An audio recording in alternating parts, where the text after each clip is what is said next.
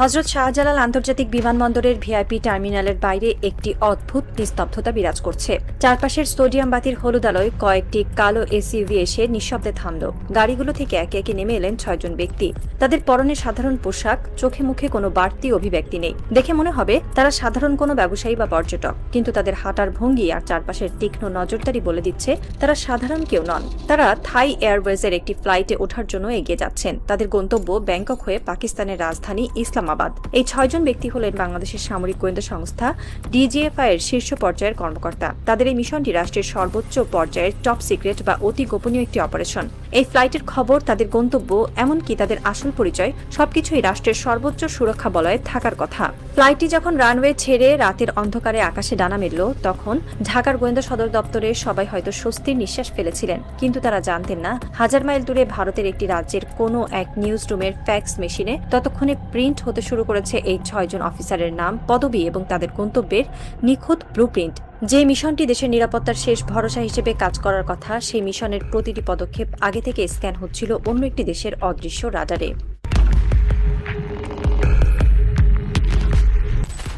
যে কোনো স্বাধীন ও সার্বভৌম রাষ্ট্রের অস্তিত্ব টিকে থাকে তার গোয়েন্দা সংস্থার দক্ষতার উপর। একটি দেশের সামরিক বাহিনী হয়তো সীমান্তে যুদ্ধ করে, কিন্তু সেই যুদ্ধের ময়দান পর্যন্ত শত্রুকে আসতে না দেওয়ার দায়িত্ব থাকে গোয়েন্দাদের কাঁধে। গোয়েন্দা সংস্থা হলো একটি দেশের নিরাপত্তার সর্বশেষ এবং সবচেয়ে দুর্ভেদ্য দেয়াল। তাদের প্রতিটি মুভমেন্ট, প্রতিটি মিশন, এমনকি তাদের শ্বাস প্রশ্বাসের খবরও হওয়ার কথা অত্যন্ত গোপনীয়।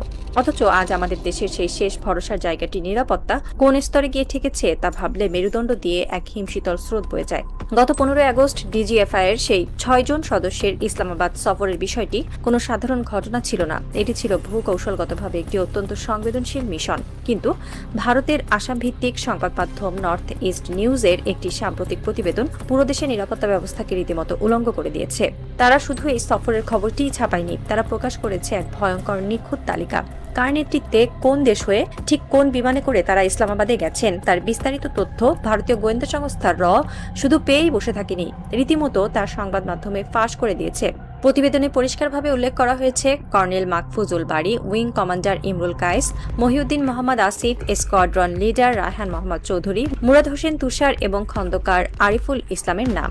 এই তথ্য ফাঁস হওয়াটা কেবল একটি সংবাদ মাধ্যমের স্কুপ বা ব্রেকিং নিউজ নয়, এটি হলো বাংলাদেশের ভেতরে ভারতীয় গোয়েন্দাদের শেকড় কতটা গভীরে পৌঁছেছে তার একটি ভয়ঙ্কর পৈশাচিক মহড়া। ভারত মূলত এই তথ্য ফাঁস করে ঢাকাকে একটি বার্তা দিতে চেয়েছে, তোমরা যাই করো না কেন আমরা সব দেখছি, তোমাদের অন্দরমহলের চাবি এখনো আমাদের পকেটেই আছে।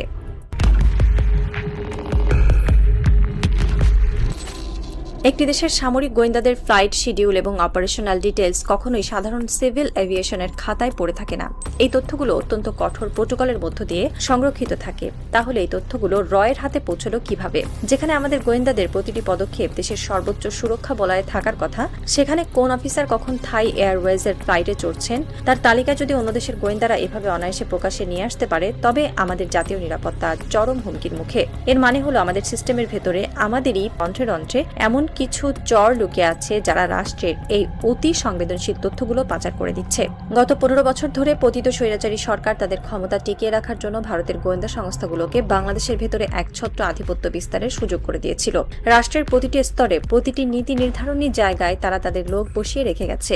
৫ আগস্টের রক্তক্ষয়ী বিপ্লবে স্বৈরাচারের পতন হলেও তাদের সেই রেখে যাওয়া প্রেতাত্মারা এখনো সিস্টেমের ভেতরে ঘাপটি মেরে বসে আছে। এই তথ্য ফাঁস তারই একটি প্রমাণ। ঘরের ভেতরের শত্রু যদি চেনা না যায়, তবে বাইরের শত্রুর সাথে কোনোদিনই লড়াই করে জেতা সম্ভব নয়।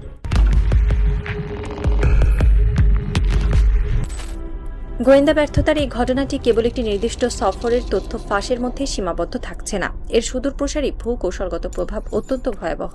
বর্তমান বিশ্ব ব্যবস্থায় কোনো দেশ একা চলতে পারে না। নিজের প্রতিরক্ষা ব্যবস্থাকে শক্তিশালী করার জন্য, সামরিক বাহিনীকে আধুনিক করার জন্য আমাদের চীন, তুরস্ক বা অন্যান্য বন্ধু রাষ্ট্রের উপর নির্ভর করতে হয়। আধুনিক যুদ্ধক্ষেত্র এখন আর কেবল ট্যাঙ্ক বা গোলন্দাজ বাহিনীর উপর নির্ভর করে না, এটি নির্ভর করে ক্রিটিক্যাল বা অতি সংবেদনশীল সামরিক প্রযুক্তির উপর। Drone technology, cyber warfare, missile defence system, এগুলো এমন কিছু প্রযুক্তি যা মিত্র দেশগুলো কেবল তখনই শেয়ার করে যখন তারা শতভাগ নিশ্চিত থাকে যে এই প্রযুক্তির গোপন ব্লুপ্রিন্ট তৃতীয় কোনো শত্রুপক্ষের হাতে পড়বে না। কিন্তু আজ যখন চীন বা তুরস্কের মতো দেশগুলো দেখবে যে বাংলাদেশের গোয়েন্দা সংস্থার ভেতরের অবস্থা এতটাই নাজুক যে তাদের অফিসারদের মুভমেন্টের খবরই ভারতের মিডিয়াতে চলে আসে, তখন তারা কি আমাদের বিশ্বাস করবে? তারা কি তাদের অতি সংবেদনশীল এবং ক্রিটিক্যাল সামরিক প্রযুক্তি আমাদের সাথে শেয়ার করতে ভরসা পাবে? উত্তরটা খুব সোজা, না। তারা ভাববে আজ তারা আমাদের কোনো উন্নতি প্রযুক্তি দিলে কালই হয়তো আমাদের সিস্টেমের ভেতর থেকে সেই প্রযুক্তির সমস্ত গোপন তথ্য হাতিয়ে নেবে। একটি দেশের গোয়েন্দা ব্যর্থতা কিভাবে আন্তর্জাতিক অঙ্গনে সেই দেশের বিশ্বাসযোগ্যতাকে ধূলিসাৎ করে দেয়, এটি তার সবচেয়ে বড় উদাহরণ। এই আস্থার সংকট বাংলাদেশের সামরিক আধুনিকায়নের পথে সবচেয়ে বড় বাধা হয়ে দাঁড়াতে পারে।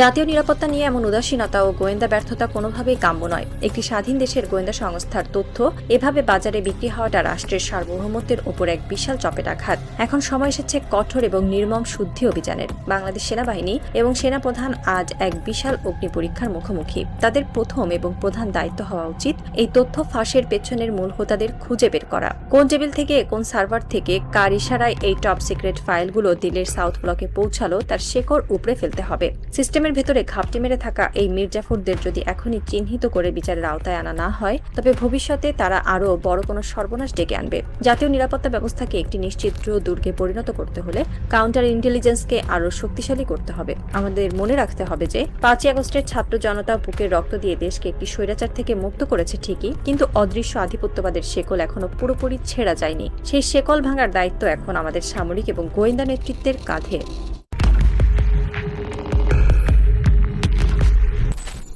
রাত গভীর হচ্ছে। ঢাকা ক্যান্টনমেন্টের ভেতরে অবস্থিত একটি রুদ্ধদ্বার কক্ষ। ঘরের ভেতরে কোনো কোলাহল নেই, কেবল কয়েকটি হাই এন্ড কম্পিউটারের সার্ভারের গুনগুন শব্দ। টেবিলের উপর রাখা আছে নর্থ ইস্ট নিউজের সেই প্রিন্ট করা প্রতিবেদনটি। সেখানে লাল কালি দিয়ে দাগ দেওয়া আছে সেই 6 জন অফিসারের নাম। একজন জ্যেষ্ঠ গোয়েন্দা কর্মকর্তা পাথরের মতো স্থির হয়ে দাঁড়িয়ে আছেন টেবিলের সামনে। তার চোখের দৃষ্টিতে কোনো হতাশা নেই, আছে এক হিমশীতল ভয়ঙ্কর ক্রোধ। তিনি বুঝতে পারছেন তাদের সিস্টেমের ভেতরে কেউ একজন বিশ্বাসঘাতকতা করেছে। যে দেয়ালকে তারা দুর্ভেদ্য মনে করতেন সেই দেয়ালে ফাটল ধরেছে, কিন্তু এই ফাটল তাদের দুর্বল করেনি, বরং তাদের ভেতরে জ্বালিয়ে দিয়েছে এক নতুন আগুন। তিনি তার এনক্রিপ্টেড ফোনটি হাতে তুলে নিলেন। আজ রাতের এই অন্ধকার কোনো সাধারণ অন্ধকার নয়, এটি হলো বিশ্বাসঘাতকদের শেকড় উপড়ে ফেলার এক নতুন অলিখিত যুদ্ধের সূচনা।